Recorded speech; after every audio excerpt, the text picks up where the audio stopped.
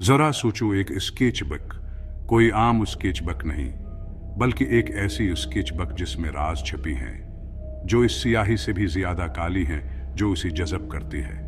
मैं इसे एक बरसात की शाम को हमारी खामोश शहर के एक कोने में एक छोटे इन देखे स्टेट सेल में देख कर रख गया।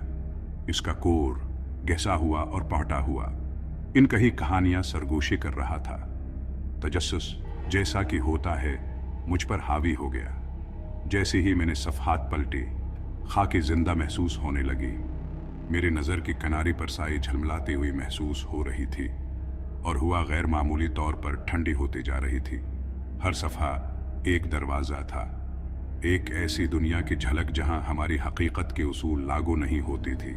पहला खाक एक अनोखे गांव का था जो हमेशा के लिए शाम के वक्त में डूबा हुआ था। लेकिन जैसे ही मैंने देखा, छोटी छोटी घरों में रोशनी एक एक करके बुझते गई और एक तारीकी उन्हें नगल गई जिसे मैं सफ़े की हद के खिलाफ दबाव महसूस कर सकता था। इसके बाद एक गहना जंगल जिसमें दरख्त ऐसी मड़े हुए थी जैसे सांप आसमान की तरफ देख रही हूँ। मैंने सुना, या मुझे लगा कि मैंने सुना, खशक पत्तों पर कदमों की आहट दूर से आ रही थी।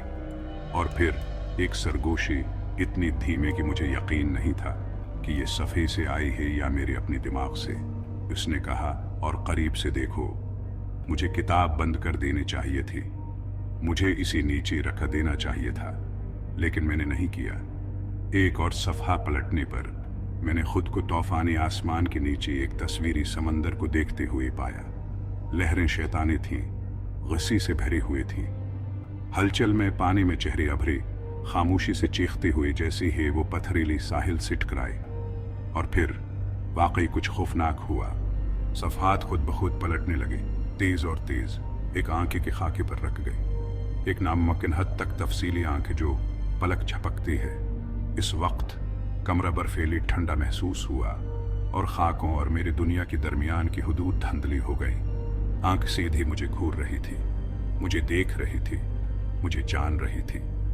मैंने किताब को जोर से बंद कर दिया। मेरा दिल तेज हो रहा था। इस मावराई सरगोशी की गूंज अभी भी मेरे कानों में थी। मैंने स्टेट सील में मेज पर किताब छोड़ दी। मेरे हाथ कांप रही थी, मेरा दिमाग घूम रहा था। जैसे ही मैं चला गया, मैं इस एहसास को नहीं झटक सका कि उन सफ़हात के अंदर की कहानियां अभी ख़त्म नहीं हुई हैं। वो किसी न किसी तरह से बाहर निकलने का रास्ता तलाश कर लेंगे। तो मेरे दोस्तों, अगली बार जब आप किसी पुरानी स्केच बुक पर ठोकर खाएं, तो इसे खोलने से पहले 2 बार सोचें। आप कभी नहीं जानते कि ये किन दुनियाओं या खौफनाक चीज़ों को आज़ाद कर सकते हैं।